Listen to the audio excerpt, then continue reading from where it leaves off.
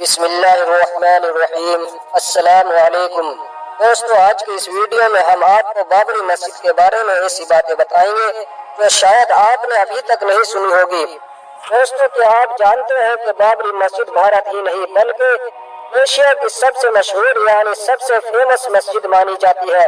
اسے بھارت کا اسلامی دوار بھی کہا جاتا ہے۔ بابری مسجد کو بنانے میں 2000 مزدوروں نے حصہ لیا۔ اسے بنانے کے لیے دنیا بھر سے انجینئرز اور آرکیٹیکٹ بلائے گئے تھے۔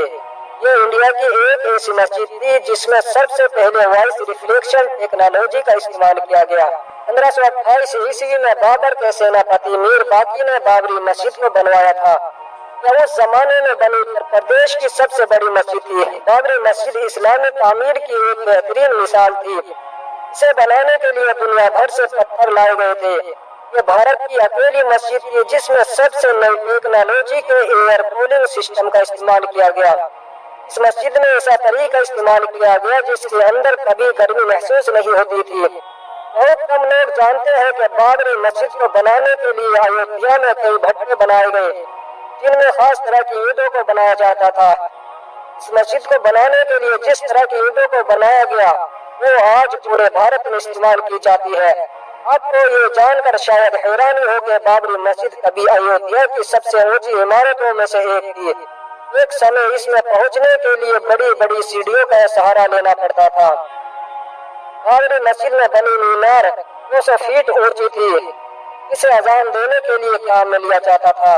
بابری مسجد بھارت کی اکیلی مسجد تھی جس میں وائس ریفلیکشن ٹیکنالوجی کا استعمال کیا گیا۔ بابری مسجد کو اس طرح سے ڈیزائن کیا گیا تھا کہ اگر کوئی اس کے گنبد کے نیچے کھڑے ہو کر بولتا تو اس کی آواز پوری بابری مسجد میں سنائی پڑتی۔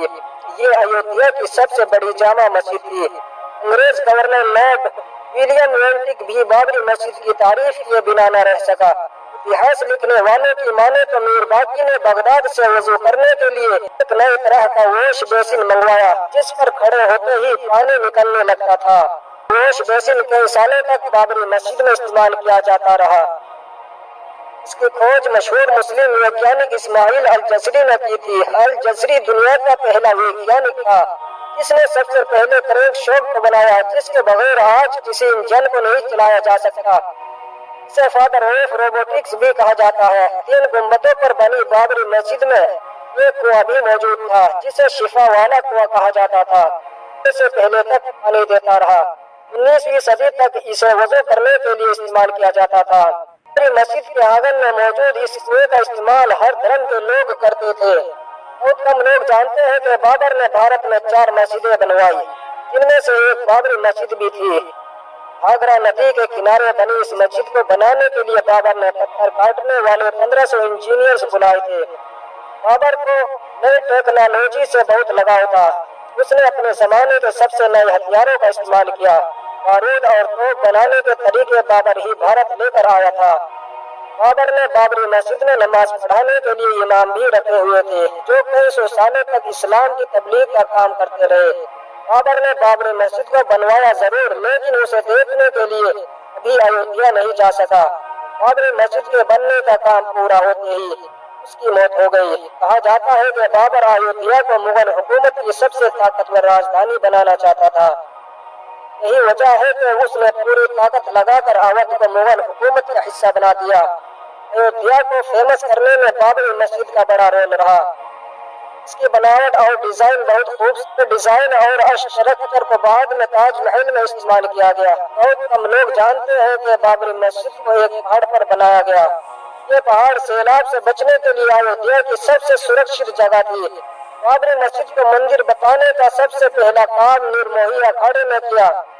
1853 میں نواب واجد علی شاہ کے زمانے میں سب سے پہلے اس مسجد کی جگہ مندر ہونے کا دعویٰ کیا گیا اور دیکھتے ہی دیکھتے ایک یدھ میں بدل گیا۔ انگریزوں نے جانچ پڑتال کی اور اسے مسجد ہونے کا سرٹیفکیٹ دے دیا۔ آپ کو یہ جان کر شاید حیرانی ہوگی کہ تلسی داس نے ایودھیا میں بیٹھ کر ہی رام چرتر مانس لکھی لیکن انہوں نے کسی مندر کو گرا کر مسجد بنانے کا ذکر نہیں کیا اور نہ ہی اتہاس کی کتابوں میں اس کا کوئی ٹھوس ثبوت ملتا ہے۔ جج سے لے کر سرکاروں نے کئی بار بابری مسجد کو مسلمانوں کا دھرم استھل بتاتے ہوئے اتہاسک فیصلے دیے۔ 1949 में सिविल जज ने बाबरी मस्जिद को मुसलमानों की प्रॉपर्टी बताते हुए कहा कि इस पर मुसलमानों का हक है और ये एक मस्जिद है जिसको बाबर ने बनवाया था। बहुत कम लोग जानते हैं कि बाबरी मस्जिद में जिस दिन मूर्तियां रखी गई वो जुमे का दिन था। इस विवाद के बाद फैजाबाद कोर्ट ने मस्जिद में ताला लगा दिया। जिस वक्त बाबरी मस्जिद के साथ ये सब हो रहा था उस वक्त कांग्रेस की सरकार थी। नेहरू ने इस विवाद को सुलझाने के लिए तुरंत CN गोविंद वल्लभ पंत को हुक्म दिया, लेकिन उन्होंने नजरअंदाज किया। 1986 में राजीव गांधी ने मस्जिद के ताले खुलवा दिए और उसी वक्त राम मंदिर आंदोलन की शुरुआत हो गई। अडवाणी के रथ यात्रा ने सब कुछ बदल दिया। ये रथ जहां से गुजरा वहां का माहौल बदल गया और इंडिया में एक नई राजनीति की शुरुआत हो गई। दिसंबर 1992 में अयोध्या में कार सेवा का ऐलान हुआ और फिर कुछ घंटों में 2 लाख कार सेवकों ने बाबर की बनाई इस मस्जिद को धूल में मिला दिया। बाबरी मस्जिद को भारतीय संविधान का खुला मजाक था। यह भारतीय इतिहास का काला दिन था। सरकार और अदालत की आंखों के सामने जो हुआ वो अपने आप में एक सबूत है। बाबरी मस्जिद को जिस वक्त शहीद किया गया उस वक्त अयोध्या में धारा 144 लागू हुई थी। बाबरी मस्जिद की शहादत के बाद भारतीय रुपए की वैल्यू अचानक 6% घट गई और महंगाई आसमान छूने लगी। बाबरी की शहादत पर बेरोजगारी इतनी बढ़ी कि आज तक से कम नहीं किया जा सका। बाबरी मस्जिद की शहादत के बाद हुए दंगों में भारत को 9,000 करोड़ रुपए का नुकसान हुआ। बाबरी मस्जिद भारतीय इतिहास के सबसे विवादित मस्जिद मानी जाती है। इसके केस में 10 लाख से ज्यादा पन्नों और 2,000 से ज्यादा सबूतों का इस्तेमाल हुआ। बाबरी मस्जिद के शहीद होने के 10 दिन बाद एक जांच टीम लगाई गई। इसे 3 महीने के अंदर रिपोर्ट जमा करनी थी, लेकिन उसने 17 साल बाद अपनी रिपोर्ट जमा की और इस तरह लिबरान आयोग भारतीय इतिहास का सबसे खराब जांच टीम बन गया। बाबरी मस्जिद को तुड़वाने वाले लोगों पर केस दर्ज करने में CBI को 1 साल लग गए। CBI ने 49 लोगों पर केस दर्ज किया, इसमें सारे लोग छूट गए। कई मुस्लिम संगठनों ने इसकी पुरजोर मुखालिफत यानी विरोध किया था। आपको ये जानकर शायद हैरानी होगी कि बाबरी मस्जिद को शहीद करने वाले बहुत से लोग मुसलमान बन गए।